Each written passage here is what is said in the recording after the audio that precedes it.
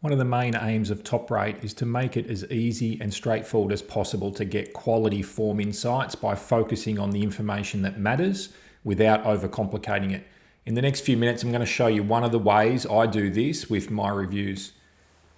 So when reviewing a meeting, one of the key things I'm looking at is race shape signals that can help me to find future winners. By race shape signals, I mean identifying races where the race shape was influential in the result and finding horses that have run well when unsuited and can improve at their next start if they find a better setup. So the first race I want to look at from last Saturday as an example is race 1 at Caulfield. If we look at the race shape here, you can see it was very slow early to the 800 metre mark, 6 lengths slower than typical for this level of race, and 2.1 lengths slow from the 800 to 400. All the speed was in the final 400 metres, plus 8.2 lengths. The winner, Samangu, had a picnic in front, but still did a really good job to sprint home that fast. The race shape signal horse out of the race for me is Miss Aria.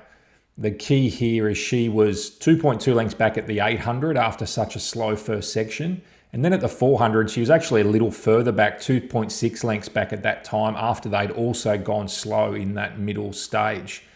Watching the replay, Blake Shin was tracking Mrs. Chrissy and just stayed in behind her until they come off the turn about 320 metres from the finish before he peeled off her. I mean, that's typical of what we see in racing, having a horse take you into the race. But when they've gone that slow, if you're not making ground from the 800 to 400, then you're at a big disadvantage. If he had his time again, knowing how well the leader kicked, I think he would have been better served coming off and making ground before he got to the bend. So he was within striking distance at the 300 rather than still a few lengths off. The winner in this race, Samangu, was sprinted home 8.2 lengths faster than the typical shape, and Miss Aria's made up 2 lengths, so she's gone better than 10, and that's a very, very nice effort. If I look into her form, with the run from Saturday added here, which I really love for doing reviews, you can see that at the weight she's run 91.3 over 1100. Her past good runs have been between 92 and 93 over 1200 to 1400. So to run this rating at 1100 when she was unsuited with terrific 400 metre speed, I think that shows she's going as well as ever, and she's a strong candidate to improve next start up in trip to these better ratings or maybe even higher. So if these peak ratings measure up next start in a race, then she's well worth considering, especially if she can draw a decent barrier so she doesn't end up a mile back in running like she can get. The next race I want to touch on is race 2 from Caulfield. You can see here the race shape wasn't as slow early as race 1, but they still went well below average for this type of race, both through the early and middle stages, 2.4 lengths early and 2.2 lengths in the middle. One of the easy ways in TopRate to find race shape signal horses that are worth looking at further is to look for the odd horse out in the finish. You can see here the top 5 horses across the line in this race. There was 4 lengths separating them at the finish, and they're all on-speed handy runners except for Luna Cat, who came from 6 lengths off at the 600 mark and 4.7 lengths off at the 400 metre mark to just miss running down winner's edge.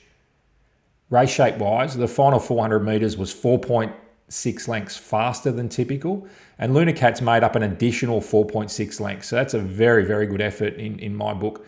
She was 30s in the market, and you can see that all these other horses here that were better suited on pace or just off were well fancied in the market, and she's arguably run better than all of them, I think.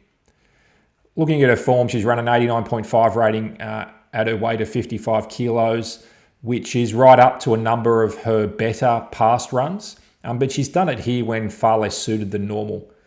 I note here that her form can be a little inconsistent, but she's always a price in the market for that reason. And if she lands in a race where just a little better than this rating from Saturday puts her in the winning mix, then she's well and truly worth looking at closely.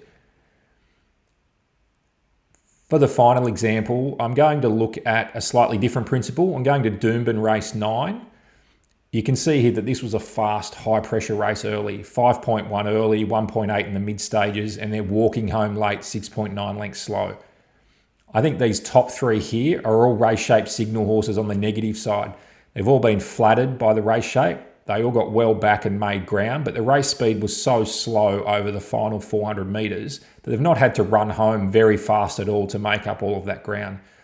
I'm going to be negative in particular on the winner, Red Defcon, who was well backed in this race, 650 into 550. And to be honest, pretty much won the lottery with the race shape. And when you watch the replay, she got up along the inside with a very good ride from near last and in the best lanes in the straight. If I look at her form prior to Saturday, she hadn't won a race since her maiden about 18 months ago. And a horse that struggles to win and then suddenly gets blessed in a highly favourable scenario and still doesn't do much in a rating sense, that's a key negative target for me to be against next time, especially given she's likely to be somewhere in the market. The second horse here, Naval Trader, he's a little different. He was flattered in this race, no doubt, but he was also first up 1350 metres when he normally resumes over shorter. At least he has a decent winning record and a couple of nice ratings here. He can certainly improve off this run. I'm not looking for him to find him as a bet, and I'd happily be against him if I find something else I like, but perhaps I'm not as strongly negative as the winner, Red Defcon. I think the positive target out of this race for me is Space Tracker here. He was sitting outside the lead at a fast speed, and that's just about the worst position you can be when the pace is strong, aside from being miles out the back.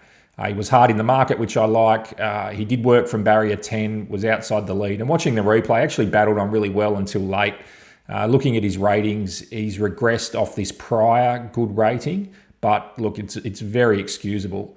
And just his general level of good form here, sort of 91.7, 88.8, 90.9, 90.4. If he's in a race next time where those level of ratings measure up to put him in the winning mix, then I think with a better setup, he's a very strong candidate to improve, especially if he finds a race where the race shape looks more suitable.